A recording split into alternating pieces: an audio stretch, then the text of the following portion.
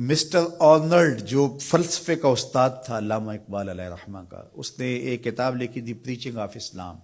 تو اس کے اندر اس نے لکھا کہ اسلام پوری دنیا کے اوپر کس طرح پھیل گیا.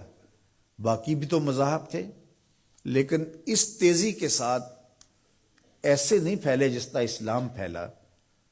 تو اس نے کہا کہ من جملہ وجوہات اور ذرائع میں سے ایک ذریعہ اسلام کے پھیلنے کا یہ ہے کہ اسلام میں سے ہر شخص کو یہ حق دیا گیا ہے کہ وہ دین کی تبلیغ کرے اور نیکی کا حکم دے اور برائی سے منع کرے. باقی مذاہب میں ایسا نہیں ہے. میرے حضور نے خطبہ حجۃ الوداع کے موقع پر 1,44,000 صحابہ سے مخاطبت کرتے ہوئے فرمایا فَلْيُبَلِّغِ الشَّاهِدُ الْغَائِبَ، جو موقع پہ موجود نہیں ہیں تم سب کی ذمہ داری ہے ان تک میرا پیغام پہنچا دو. بلغوا عنی ولو آیہ، میری جانب سے ایک آیت بھی آتی ہو تم نے اس کو آگے منتقل کرنا ہے. مومن ایک معاشرتی فرد ہے جو صرف اپنے آپ کو ہی نہیں بچاتا، دوسروں کو بھی بچاتا ہے، دوسروں کی بہتری کا ضامن ہوتا ہے.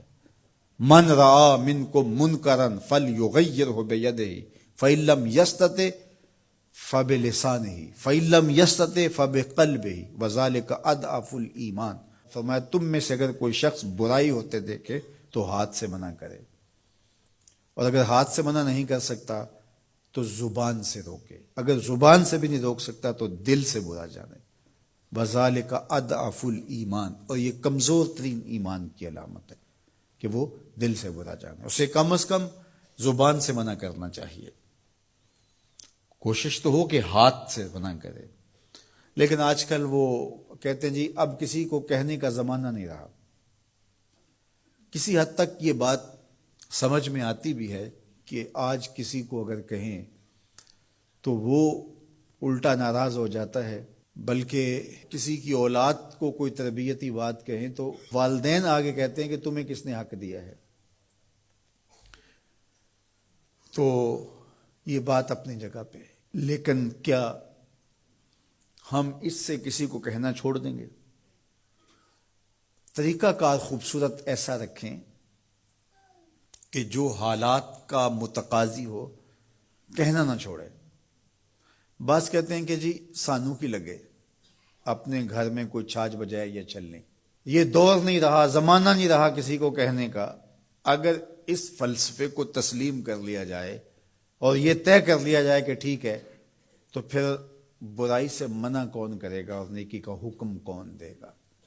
جبکہ اس امت کی ذمہ داریوں میں یہ شامل ہے کنتم خیر امت اخرجت للناس تامرون بالمعروف وتنہون عن المنکر. تم بہتر امت ہو. کیوں؟ اس لیے کہ تم لوگوں کو نیکی کا حکم دیتے ہو، برائی سے منع کرتے ہو. یہ اس امت کی ڈیوٹی ہے، ذمہ داری ہے اس امت کی. یہ امت سوچنے لگی ہے کہ جی یہ دور نہیں رہا، یہی تو دور ہے. جب شر پھیل گئی ہو، جب برائی فروغ پا رہی ہو، تو اب تو ضرورت اور زیادہ بڑھ گئی ہے. جتنا اندھیرا گہرا ہو جائے اتنے ہی تو چراغوں کی ضرورت ہوتی ہے. اور ہم یہ فلسفہ تراش کے اپنے نفس کو مطمئن کر لیا کہ یہ دور نہیں رہا کسی کو کہنے کا.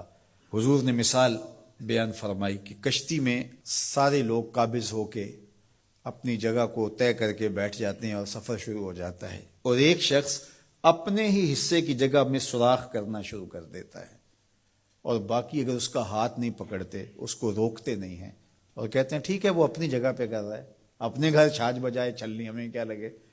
تو تھوڑی دیر کے بعد کشتی ڈوبے گی تو یہ بھی سلامت نہیں رہ پائیں گے. اور اگر اس کا ہاتھ پکڑ لیتے ہیں تو وہ بھی بچے گا اور یہ بھی ڈوبنے سے محفوظ رہیں گے. جب برائی پنپتی ہے، برائی کی نشو و نما ہوتی ہے، تو کیا وہ چنگاریاں ہمارے گھروں کو خاکستر نہیں کرتی ہیں؟ معاشرہ تباہ ہوتا ہے تو ہم اپنی اولادوں کو پھر کس طرح بچا پائیں گے؟ تو مل کے برائی کو روکنا اور نیکی کا حکم دینا یہ مسلم معاشرے کے تمام افراد کی ذمہ داریوں میں شامل ہے.